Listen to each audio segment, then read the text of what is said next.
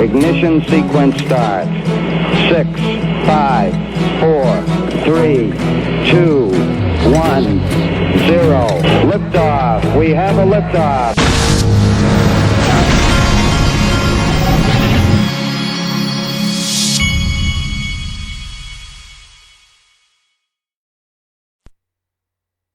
Hey everybody, this is the Digital Asset Investor, and I have to talk a little quiet this morning because my 8-year-old, who had 2 baseball games last night, also has 2 tonight, and this kid gets worn out, so I'm trying to let him sleep in as much as he can this morning. Now, let's start off by letting you know that XRP has been on the move a bit the last 48 hours. This morning we're up 2.8%, but and the market itself over the last 48 hours or so has, I think, added a decent $5 to $10 billion. Now, this is something interesting from Michael at BAL5 Links. The number of XRP related posts on different social media networks skyrocketed by a whopping 120% over the last 48 hours. Data from Lunar Crush reveals that roughly 7.2 million social engagements have been registered today. Now, you'll remember yesterday there was a complete flurry of Ripple announcements. Ripple, people being moved around. Ethan Beard left Spring and said that he's going to stay in the XRP ecosystem. We had Monica Long and Ashish Burla. They're appointed to different places, but you can see things changing rapidly with what Ripple is doing and with XRP. So this morning we get this. This is a big deal. It's not just happening with Ripple, but it's in digital assets in general. Okay. Now what you're looking at is a big deal because, and I'll show you why. This is HSBC. We're excited to announce the world's first global decentralized digital trade finance platform using blockchain technology has gone live this week to coincide with Sibos 2020. Now, here's the article. Let's go down here and look. This trade finance initiative called Contour has now left beta, bringing the decentralized digital trade finance platform into full live production. Owned by 8 shareholder banks, Bangkok Bank, BNP Paribas, CTBC, HSBC, ING, Standard Chartered, which is just a node on the network away of Ripple, SEB, and Citi. Contour delivers a global network for trade finance over distributed ledger, which allows parties to transact and view information securely. All right, now let's look at this Contour. But first, we need to see this. This is from 2018 in August from Stephen Boldia. Breaking: HSBC is ready to go live with transaction using digital assets. The video sounds so much like Xrp and Interledger Protocol. Note, Chris Larson is currently a board member at HSBC. HSBC, this is from back in 2017, I believe. HSBC appoints technology advisory board, and Chris Larson from Ripple was put on the board. Watch this short video from HSBC.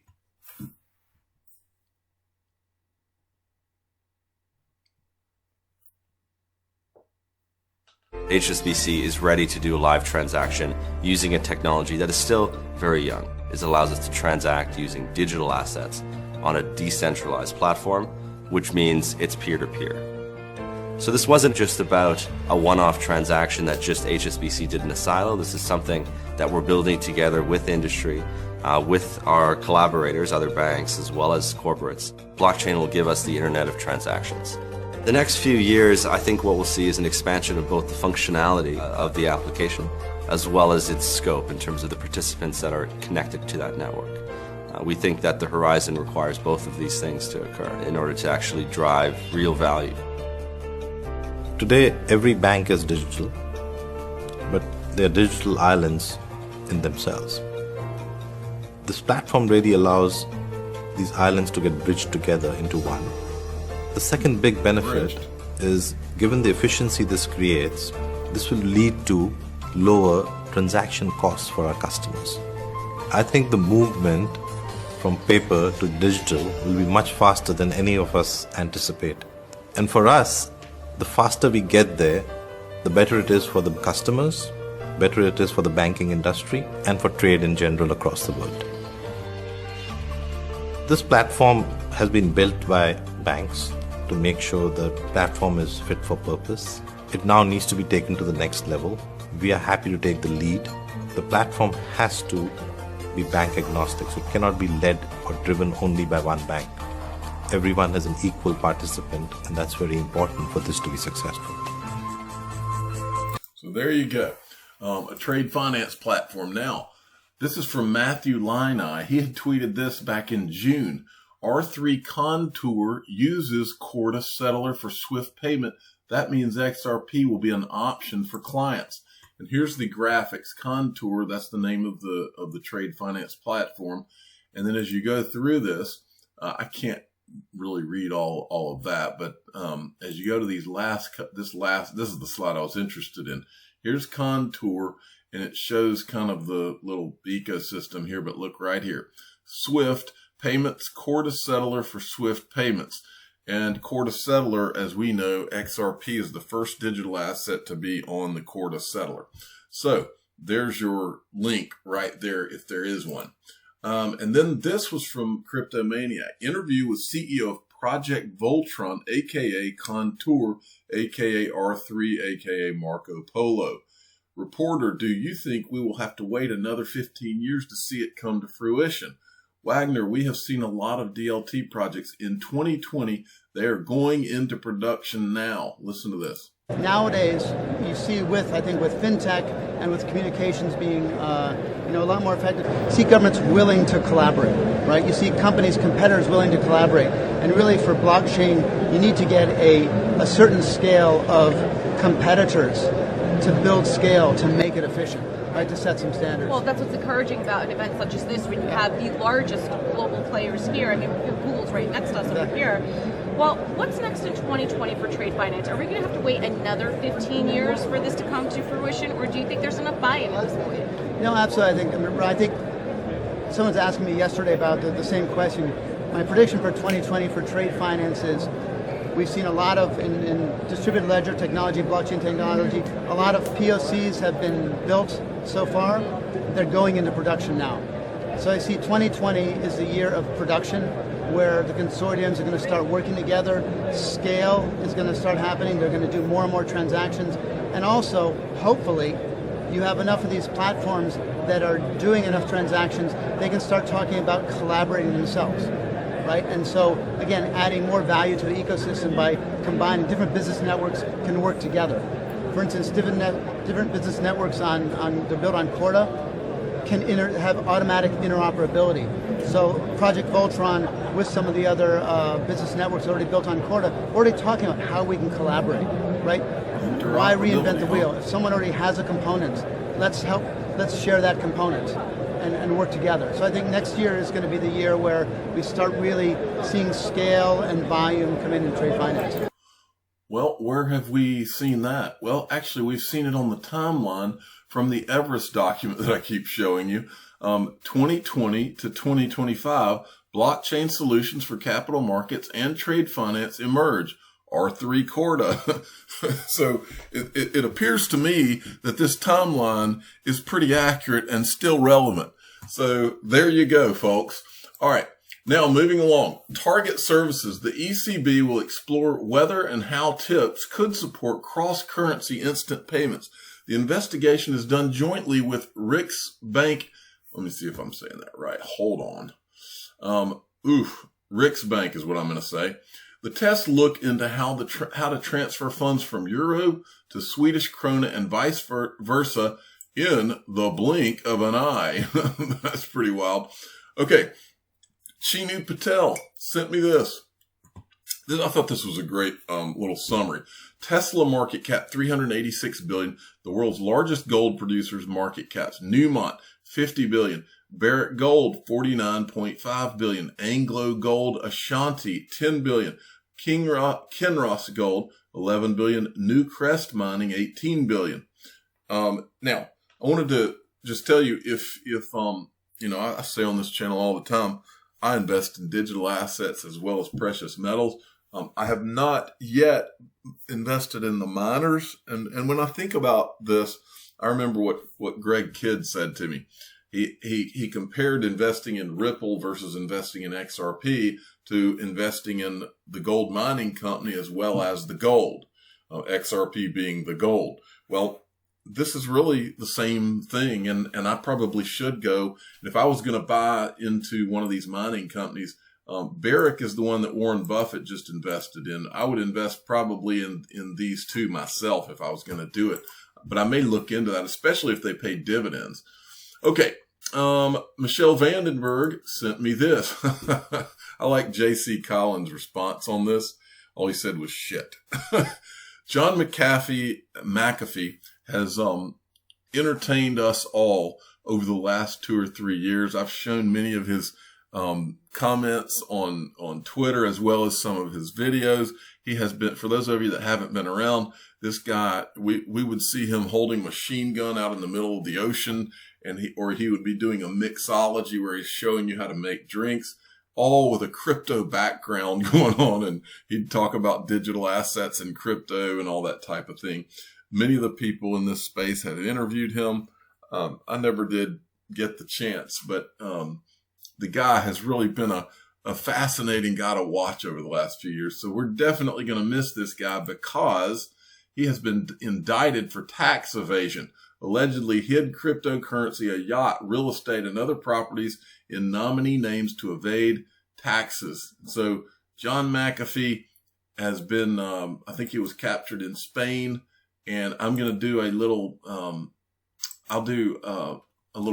of his videos that he did at the end of this video, just as a kind of salute to John McAfee, just in case we don't get to see him again. The future, I wanted to show you just this little part of this clip. This is a 3-part thing. If you haven't seen this about Starlink, go to XRP Yo-Yo's Twitter feed and watch all 3 of these. I'm just going to show you the intro that I thought was interesting. Watch this. Those are Starlink low orbit satellites. What you were really seeing was Starlink, the satellite constellation being constructed by Elon Musk and his budding team at SpaceX. Awesome. So what exactly is Starlink? And why is it projected to bring in around $30 billion of yearly revenue by the year 2025? Simply put, Starlink is a satellite internet constellation being constructed by SpaceX, Elon Musk's famously ambitious aerospace company. A satellite internet constellation, or mega constellation as it's also known, is a network of satellites that work together in unison to bring us internet access. The firm is working towards building... Stop right there. Look at this. Look at all these X's. Now, granted, SpaceX is the company that is sending the Starlink satellites up into orbit. I just thought it was interesting that they've got these X's all over the place where these Starlink satellites were going. All right, moving along. XRP Crypto Wolf, $9 trillion in stimulus injections. Now, I want you to really let this sink in, folks. The Fed's 2020 pump eclipses 2 centuries of U.S. dollar creation. In 2020 alone, the United States has created 22% of all the United States dollars issued since the birth of the nation. Save yourself from future inflation with cryptocurrency like XRP. I totally agree. Get XRP, paid for real estate, and I mean, paid for real estate, not just anybody can do that, but if you can, paid for real estate, crypto like XRP, precious metals. This is the way to go, folks. I mean, this is insane what has been done to all of us. XRP Crypto Wolf, China's central bank wants to create interoperability for cross-border payments, so it sounds like they need XRP. At Swift Sibos, the deputy governor of the People's Bank of China said the digital currency trials have done 1-to-1 billion digital yuan paid so far. CryptoDim sent me this. This is cool. Former EU Parliament member Godfrey Bloom, who calls the banking system a scam, bought his first Bitcoin. This guy everybody loves. We've shown this before. You need to watch it as many times as I can show it So watch it again, because this guy hits a grand slam out of the park. Commissioner, Mr. President, I rise again, I'm afraid, to make the same old hoary speech that I've been making here for several years. And that is, it is my opinion that you do not really understand the concept of banking. All the banks are broke.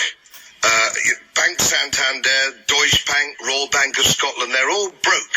And why are they broke? It isn't an act of God. It isn't some sort of tsunami. They're broke because we have a system called fractional reserve banking, which means that banks can lend money that they don't actually have.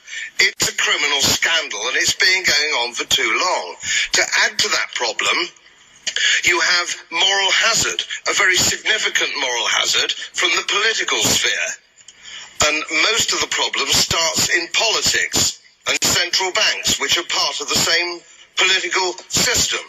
We have counterfeiting, sometimes called quantitative easing, but counterfeiting by any other name. The artificial printing of money, which if any ordinary person did, they'd go to prison for a very long time.